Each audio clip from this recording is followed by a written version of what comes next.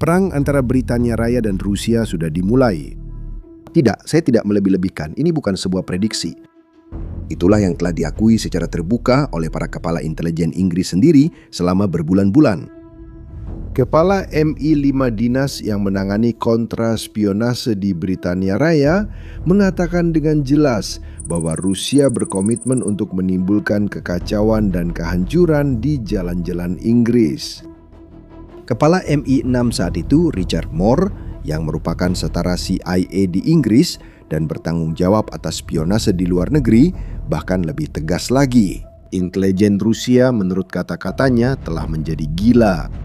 Dan Kepala Angkatan Bersenjata Inggris mengakui dalam sebuah wawancara bahwa situasi saat ini lebih berbahaya daripada yang pernah saya lihat sepanjang karir saya. Tapi perang ini bukanlah perang yang sedang kamu bayangkan. Perang ini tidak berlalu. Menyeberangi perbatasan. Dia tidak muncul di berita malam. Itu terjadi tepat di bawah hidung kita secara diam-diam. Dan itulah sebabnya hal itu berhasil. Itulah sebabnya pada bulan April 2026, Britania Raya melakukan sesuatu yang tidak pernah terpikirkan orang akan terjadi lagi. Setelah lebih dari 2 dekade disimpan, London mengeluarkan dokumen paling rahasia dari pemerintah Inggris. Sebuah rencana yang selama seluruh Perang Dingin berisi instruksi tepat tentang bagaimana mengubah seluruh negara menjadi mesin perang hanya dalam hitungan minggu. Namanya adalah Buku Perang Pemerintah. Dan fakta bahwa itu kembali sekarang, pada saat ini juga, adalah pengakuan resmi yang selama ini coba disembunyikan London dengan segala cara. Era perdamaian telah berakhir. Untuk memahami apa yang sedang terjadi, Anda perlu memahami sebuah konsep yang telah mengubah segalanya. Perang di zona abu-abu. Itu adalah nama teknis untuk jenis konflik yang tidak terjadi secara terang-terangan. Alih-alih tank dan rudal, konflik ini menggunakan sabotase industri. Alih-alih deklarasi perang, konflik ini menggunakan drone yang menerobos wilayah udara. Alih-alih pengeboman, konflik ini menggunakan serangan siber terhadap rumah sakit, pabrik yang terbakar di tengah malam, dan insiden yang tidak dapat dijelaskan pada jaringan listrik. Tujuannya, menimbulkan kerusakan tanpa pernah melewati batas yang bisa membenarkan respons militer sungguhan. Dan itu berhasil. Begitu efektifnya, sampai Rusia menjadikannya senjata utama mereka terhadap Eropa. Dan angkanya sangat mengkhawatirkan. Menurut data yang dikumpulkan oleh konsultan risiko Dragonfly, hanya pada tahun 2025, serangan hibrida yang diduga dilakukan oleh Rusia di wilayah Eropa sudah melampaui pada bulan Oktober total dari semua yang terjadi sepanjang tahun 2024. Pada bulan September 2025, terjadi insiden terburuk hingga saat ini. Sekelompok drone Rusia terbang melintasi Polandia. Pesawat militer Rusia melanggar wilayah udara Estonia, Rumania, Denmark, dan Norwegia pada periode yang sama. Itu adalah momen ketika NATO dan Rusia berada paling dekat dengan konfrontasi langsung sejak Perang Dingin. Tapi, karena tidak ada satupun dari insiden-insiden ini, secara terpisah, tidak ada yang cukup serius untuk membenarkan respons militer, Eropa akhirnya hanya memprotes. Sekarang, jika itu adalah aturan di seluruh Eropa, apa yang sebenarnya terjadi di negara yang paling menentang Putin secara terbuka sejak tahun 2022? Kisah paling sinematik dari konflik baru ini dimulai pada hari Kamis tanggal 9 April 2026. Sekretaris Pertahanan Inggris John Healey mengadakan konferensi pers darurat di Downing Street, markas besar pemerintahan Inggris. Dia masuk dengan setelan gelap, dasi yang sederhana, dan mulai berbicara dengan suara yang terkendali, seperti seseorang yang tahu bahwa dia akan segera mengumumkan sesuatu yang besar. Saya akan mengungkapkan rincian dari operasi militer terbaru yang dilakukan oleh Rusia. Dan dengan melakukan itu, saya melakukan ini untuk mengungkap aktivitas Rusia yang terus-menerus mengancam kita di Inggris Raya dan untuk menyoroti kesiapan kita yang terus-menerus untuk merespons. Healey menceritakan bahwa selama lebih dari 1 bulan, 3 kapal selam Rusia beroperasi secara diam-diam di bawah perairan dingin Atlantik Utara di utara Inggris Raya. Salah satunya adalah Akula, kapal selam serang nuklir, salah satu yang terbesar yang dimiliki Rusia. Namun menurut intelijen Inggris, Akula hanyalah umpan. Target sebenarnya dari operasi ini adalah dua lainnya. Dua lainnya adalah kapal selam dari unit Rusia bernama Gudi, Direktorat Utama Penelitian Perairan Dalam. Tapi nama itu hanya kedok saja. Pada praktiknya, kapal selam ini hanya punya satu fungsi yang dijelaskan oleh Healy dengan kata-kata sederhana, memetakan infrastruktur bawah laut saat damai dan menyabotnya saat terjadi konflik. Dan tahu apa yang mereka petakan? Kabel bawah laut. Kabel serat optik yang membentang di dasar lautan, menghubungkan Inggris Raya dengan seluruh dunia, dan percayalah, 99% dari seluruh komunikasi internasional di planet ini melewati sana. Percakapan WhatsApp Anda, transaksi perbankan Anda, panggilan video Anda, semua konten internet, semuanya. Jika kabel-kabel itu terputus, Inggris Raya tidak hanya kehilangan akses ke internet, tetapi juga kehilangan akses ke sistem keuangan global, komunikasi militer, bahkan fungsi dasar dari ekonomi modern itu sendiri. Operasi Inggris untuk melacak kapal-kapal selam Rusia itu sangat besar. Ada 450 jam penerbangan pesawat patroli, ribuan mil laut yang ditempuh oleh fregat Inggris dan sekutu Norwegia, serta 500 personel militer Inggris yang terlibat siang dan malam selama berminggu-minggu dalam kondisi yang digambarkan sendiri oleh Healy. Sangat menantang dan berbahaya. Dan ketika orang Rusia akhirnya mundur, sang menteri memastikan untuk mengirimkan pesan secara terbuka, langsung tanpa basa-basi. Sambil menatap ke arah kamera, dia berkata, "Kepada Presiden Putin saya katakan, kami melihat Anda, kami melihat aktivitas Anda terhadap kabel dan pipa kami, dan setiap upaya untuk merusaknya tidak akan ditoleransi dan akan memiliki konsekuensi serius." Itu adalah jenis kalimat yang 5 tahun lalu akan terdengar seperti naskah film. Hari ini itu adalah pernyataan resmi dari pemerintah Inggris, tetapi kapal selam Guiyuji hanyalah salah satu senjata dalam perang ini. Yang satunya lagi adalah kebalikan dari mereka dalam segala hal. Tidak menelan biaya miliaran, tidak butuh pelatihan militer, tidak perlu teknologi rahasia. Dan justru karena itu, mungkin malah lebih berbahaya. Pada bulan Oktober 2025, seorang hakim Inggris menjatuhkan hukuman penjara 17 tahun kepada seorang pemuda bernama Dylan Earl, berusia 21 tahun. Earl bukanlah seorang mata-mata, tidak memiliki pelatihan militer, bukan orang Rusia. Dia hanyalah seorang pengedar narkoba kecil dari wilayah tengah Inggris yang tidak puas dengan hidupnya. Dia mencari, menurut kata-katanya sendiri kepada seorang psikiater, sebuah awal baru. Dia menemukan awal baru itu melalui sebuah saluran anonim di Telegram bernama Private Bot. Saluran ini yang dikendalikan oleh para operatif yang terhubung dengan kelompok Wagner, milisi tentara bayaran Rusia yang terkenal, mengundang orang-orang Eropa untuk bergabung dengan perlawanan melawan sekutu-sekutu Ukraina. Kontraknya sederhana, misi dibayar dengan mata uang kripto, tanpa wajah, tanpa nama, tanpa tanda tangan. Earl setuju. Dia menerima 5.000 euro dalam bentuk kripto.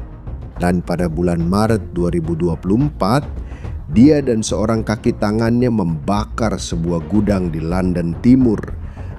Gudang itu milik sepasang suami istri asal Ukraina yang mengirimkan terminal Starlink untuk tentara di Ukraina. Kerugiannya melebihi 1 juta pound sterling. Dan inilah poin yang mengubah segalanya. Earl bukanlah kasus yang terisolasi. Dia adalah bagian dari sebuah pola. Sebuah pola yang oleh intelijen barat disebut sebagai Ubernya sabotase. Alih-alih melatih agen profesional selama bertahun-tahun, Rusia sekarang cukup menyerahkan pekerjaan kotor itu kepada pihak lain. Rusia merekrut penjahat murah lewat Telegram, membayar dengan kripto, dan tidak pernah muncul lagi. Jika orang itu tertangkap, Rusia menyangkal semuanya. Jika berhasil, tidak ada yang bisa membuktikan siapa yang memerintahkannya. Menurut Institut Studi Strategis Inggris, lebih dari 50 aksi sabotase di Eropa antara tahun 2022 hingga pertengahan 2025 mengikuti pola yang sama. Ada kebakaran di pusat perbelanjaan di Warsawa, kebakaran di bus di Praha, serangan ke pusat logistik yang tersebar di seluruh benua. Semuanya diorganisir melalui pesan di Telegram, dilakukan oleh penjahat lokal dan dibayar dengan mata uang digital. Tapi disinilah ceritanya menjadi benar-benar menakutkan. Karena perang tak kasat mata ini tidak hanya menyerang gudang-gudang anonim di timur London, ini sudah mencapai puncak pemerintahan Inggris. Menurut laporan terbaru dari Royal United Services Institute, pusat penelitian pertahanan paling dihormati di Inggris Raya, properti yang terkait langsung dengan Perdana Menteri Keir Starmer sendiri menjadi sasaran kebakaran yang dicurigai terkait dengan Rusia. Diplomat Rusia tertangkap basah mencoba masuk ke area terbatas di Parlemen Inggris. Dan saluran Telegram yang memiliki keterkaitan dengan Rusia tertangkap menghasut warga London untuk melakukan serangan kekerasan terhadap masjid-masjid. Menurut intelijen Inggris, ini adalah upaya untuk membakar tatanan sosial negara dari dalam keluar. Dan ketika Inggris mencoba bereaksi, mencoba menunjukkan kekuatan, menunjukkan bahwa mereka tidak akan menerima hal ini secara pasif lagi, hasilnya justru memalukan. Pada tanggal 26 Maret 2026, Perdana Menteri Keir Starmer membuat pengumuman yang bombastis. Dia menyatakan bahwa Angkatan Laut Kerajaan Inggris mulai hari itu diizinkan untuk menaiki dan menyita kapal tanker minyak Rusia dari apa yang disebut armada hantu. Jaringan lebih dari 1.000 kapal tua tanpa bendera yang jelas itu digunakan Rusia untuk menjual minyak dengan menghindari sanksi Barat. Itu adalah langkah yang agresif. Itu adalah sebuah respons. Itu adalah sebuah pesan. Dan tahu apa yang terjadi setelah itu? Tidak ada. Benar-benar tidak ada. Dalam beberapa minggu berikutnya, beberapa kapal tanker minyak Rusia melintasi Selat Inggris dengan tenang. Salah satunya melintas dengan kawalan fregat Angkatan Laut Rusia yang dipersenjatai dengan rudal anti kapal. Dan tahu apa yang berhasil dikirim oleh Angkatan Laut Inggris untuk mendampingi? Sebuah kapal tanker pendukung sederhana, tanpa persenjataan, tanpa kemampuan ofensif. Seorang reporter dari surat kabar Daily Telegraph yang meliput kejadian itu harus menyewa kapal nelayan sepanjang 12 meter untuk bisa merekam karena tidak ada kapal militer Inggris yang tersedia. Jaksa Agung Inggris, Lord Hermer, memperingatkan bahwa operasi tersebut bisa melanggar hukum laut internasional.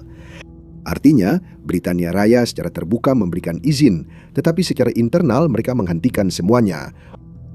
Tidak ada kapal Rusia yang disita. Tidak ada muatan yang disita. Tidak ada. Tapi yang terburuk bukanlah operasi yang gagal itu. Yang terburuk adalah reaksinya. Dunia mulai tertawa. Donald Trump dalam sebuah wawancara menyebut armada Inggris sebagai mainan. Sekretaris Pertahanan Amerika Pete Hegseth secara terbuka mengejek Angkatan Laut Kerajaan Inggris yang besar dan kuat. Dan di London, para jenderal Inggris mulai mengakui dengan suara pelan apa yang telah mereka coba sembunyikan selama bertahun-tahun. Angkatan Darat Inggris saat ini berada pada ukuran terkecil dalam 200 tahun terakhir. Dan Angkatan Laut Inggris yang pernah menguasai lautan dunia selama 3 abad, sekarang bahkan tidak mampu menutup kanalnya sendiri. Dan disinilah letak masalahnya. Karena Inggris telah menghabiskan 30 tahun terakhir memangkas anggaran pertahanan, menjual peralatan militer sebagai barang rongsokan, menutup pangkalan, memecat tentara. Elit Inggris percaya dengan keyakinan hampir seperti agama bahwa perdamaian adalah keadaan akhir umat manusia. Itu adalah sebuah perhitungan. Dan seperti yang mungkin sudah Anda sadari, itu adalah perhitungan yang salah. Dan disinilah kita sampai pada buku perang yang kami sebutkan di awal. Karena memang dalam konteks inilah kapal selam memata-matai kabel, penjahat direkrut melalui telegram, rumah-rumah milik Perdana Menteri terbakar, Angkatan Laut dipermalukan, bahwa Kepala Angkatan Bersenjata Inggris, Marskal Udara Richard Knighton, akhirnya membuat pengumuman tersebut. Dalam sebuah konferensi pertahanan di London pada bulan April 2026, dia mengkonfirmasi buku perang akan kembali. Dokumen ini dibuat selama Perang Dunia Pertama dan terus diperbarui hingga runtuhnya Uni Soviet. Dokumen ini memiliki 16 bab dan menggambarkan dengan ketelitian yang obsesif bagaimana mengubah seluruh Inggris Raya, kota-kota, pabrik-pabrik, rumah sakit, sistem komunikasi, semuanya dari masyarakat sipil yang damai menjadi masyarakat dalam perang total dalam waktu hingga 28 hari. Namun, versi lama era Perang Dingin ditulis dengan mempertimbangkan hanya dua ancaman, invasi Soviet dan perang nuklir. Sedangkan versi barunya yang sedang ditulis saat ini harus menghadapi musuh yang menyerang dengan cara-cara yang tidak pernah dibayangkan pada tahun 1989. Kabel bawah laut yang dipotong, jaringan listrik yang diretas, pecandu direkrut melalui telegram, drone yang memasuki wilayah udara Eropa, dan disinformasi menyebar di media sosial seperti api. Knighton merangkum perubahan ini dalam satu kalimat yang akan menjadi berita utama selama bertahun-tahun. Strategi Inggris bukan lagi pertahanan, sekarang adalah ketahanan. Dan ketahanan menurut dia membutuhkan keterlibatan seluruh masyarakat, bukan hanya militer. Itu memang indah di atas kertas, tapi ada masalah karena melibatkan seluruh masyarakat. Membutuhkan sumber daya. Dan Inggris setelah 30 tahun memangkas anggaran pertahanan, sekarang berada dalam posisi yang sangat buruk untuk memulainya. Angkanya sangat mencengangkan. Sebagai gambaran, Angkatan Darat Inggris saat ini hanya memiliki 70.000 prajurit aktif penuh waktu. Itu adalah jumlah terkecil dalam lebih dari 200 tahun. Angkatan Laut Inggris seperti yang sudah kita lihat hampir tidak mampu berpatroli di perairannya sendiri. Dan anggaran pertahanan yang sedang dinaikkan secara bertahap akan mencapai 3,5% dari PDB hingga tahun 2035. Kenaikan terbesar sejak Perang Dingin.